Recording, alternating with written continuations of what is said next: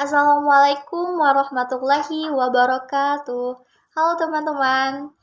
Perkenalkan, nama saya Arini Aulia Fitri. Saya dari kelompok 4 dengan nomor NIM 1214030014. Prodi Manajemen Dakwah, kelas 1A, Fakultas Dakwah dan Komunikasi. Nah, pada kesempatan kali ini, saya akan membahas mengenai pendekatan pokok dalam studi budaya. Sebelumnya, apa sih kebudayaan itu? Nah, dalam Kamus Umum Bahasa Indonesia, kebudayaan itu diartikan sebagai hasil kegiatan dan penciptaan batin atau akal budi manusia seperti kepercayaan, kesenian, adat istiadat, dan kegiatan atau usaha batin untuk menciptakan sesuatu yang termasuk hasil kebudayaan. Sedangkan Edward Tyler berpendapat bahwa budaya adalah kompleks yang mencakup pengetahuan, seni, kepercayaan, adat istiadat, hukum, moral, dan kebiasaan lain dan kemampuan yang diperoleh manusia sebagai anggota suatu masyarakat tertentu.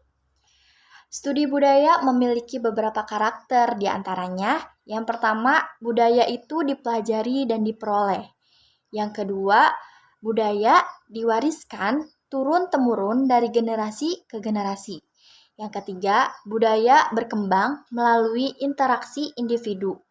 Yang keempat, budaya merupakan pemikiran yang mendalam untuk dijadikan simbol yang memberikan makna terhadap lingkungan melalui pengalaman. Budaya dapat dipelajari melalui akulturasi yang merupakan proses di mana seorang individu memahami persyaratan studi budaya masyarakat sekitarnya. Dalam studi budaya dikategorikan menjadi dua bagian. Yang pertama, budaya implisit merupakan hubungan antar kelompok dan suatu kelompok individu di mana mengatur dan diharapkan untuk berperilaku sesuai dengan budaya kelompoknya. Nah, yang kedua, budaya eksplisit adalah kebalikan dari budaya implisit, di mana sekelompok individu mengadopsi budaya dari satu kelompok individu dengan budaya yang berbeda. Pada dasarnya, budaya bersifat dinamis karena sering dipengaruhi oleh perubahan dalam kehidupan modern.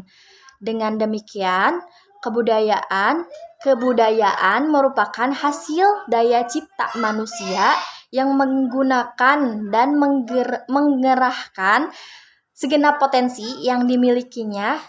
Selanjutnya digunakan sebagai kerangka acuan oleh seseorang dalam menjawab masalah yang dihadapinya, sehingga kebudayaan tampil sebagai pranata yang terus-menerus dipelihara para pembentuknya dan generasi selanjutnya yang diwarisi kebudayaan tersebut. Selanjutnya, pendekatan kebudayaan tersebut digunakan untuk memahami agama. Ketika kita melihat dan memperlakukan agama sebagai kebudayaan, maka yang kita lihat adalah agama sebagai sebuah keyakinan yang hidup dalam masyarakat. Maka agama menjadi corak lokal yang sesuai dengan kebudayaan dari masyarakat tersebut. Untuk mendapatkan menjadi pengetahuan dan keyakinan dari masyarakat yang bersangkutan, maka agama harus melakukan berbagai proses perjuangan dalam meniadakan nilai-nilai budaya yang bertentangan dengan keyakinan hakiki dari agama tersebut. Dan untuk itu juga harus mendapatkan menyesuaikan nilai-nilai